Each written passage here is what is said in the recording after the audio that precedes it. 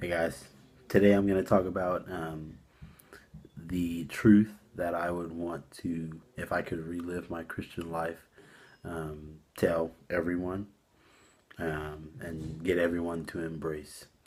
Um, this world is full of pain. We hear it in our songs and in our we see it in our movies. We feel it in our hugs. Ultimately, we know it in our souls that this world is broken. Nations are rising up against nations, kingdoms against kingdoms, peoples against peoples, kings against kings. Um, and ultimately, this world is full of bloodthirst and violence.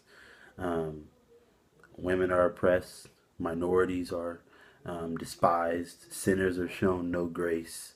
Um, and yet, there's this young prophet skipping about with a message about a kingdom, about a kingdom that's coming and that's going to bring um, peace and justice and new creation. Um, and that's incredibly important. And I'm going to break down why those three truths are very much needed to be embraced and believed in our world, and why ultimately this is what I would love to give my life to and live my life doing.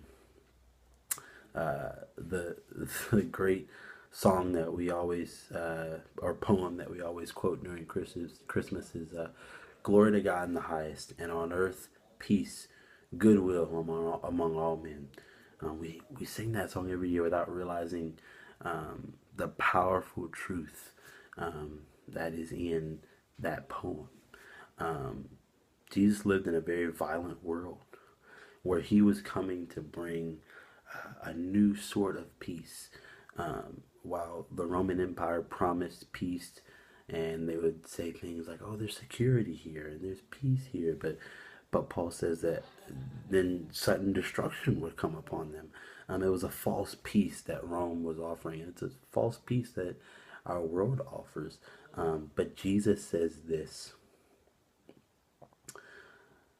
"Peace I leave with you. My peace I give to you. Not as the world gives to you, do I give to you. Let not your hearts be troubled. Let neither them be afraid," says Jesus to his disciples. In the world, in a world filled with nuclear bombs, we need this type of peace. Jesus is coming to bring peace and harmony and bring all the nations together, representatives from all the nations together, and heaven and earth together, and to really fix the brokenness of our world. Um, he brings peace, he brings new creation. Um, the most powerful time that this happens is in the resurrection, but it happens several other times in his ministry, in his healings, in his teaching, and in the way that he said that he would ultimately rule. The greatest thing about Jesus is, and the reason this truth needs to be embraced, is that he did not let death have the final word. He did not let sickness have the final word. And he rose people from the dead. And he taught us that really the only way that we were going to fix um, our brokenness in the world and bring about a new creation was if people lived differently. The new creation would come from new lives. And he taught us to be at peace with one another and be reconciled to one another. Um, Finally, he says, of course, that he would bring us into his rest. Um, Finally, Jesus brought justice to the world, a beautiful justice. Um, he says, instead of people lording it over one another, we would serve those who are lower. And it's actually those who are first who shall be last. He said that, which is beautiful.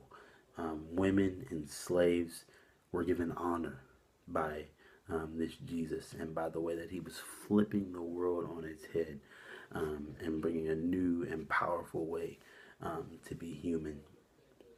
In a world where police officers can kill children and not be brought to justice, we need this peace. We need this justice. Um, ultimately, in conclusion, if I could live my life to, if I could relive my Christian life, to give and tell one truth that I wanted people to embrace, it would be the truth that Jesus brings a peace, a justice, and a new creation that's going to fix the world and all the brokenness that's in the world. That is something really to be celebrated in a world that aches. We need a Jesus that is full, is just filled with good news. And so, thank you so much for your time and for listening to this talk. I hope that you were encouraged by the Jesus that I was talking about.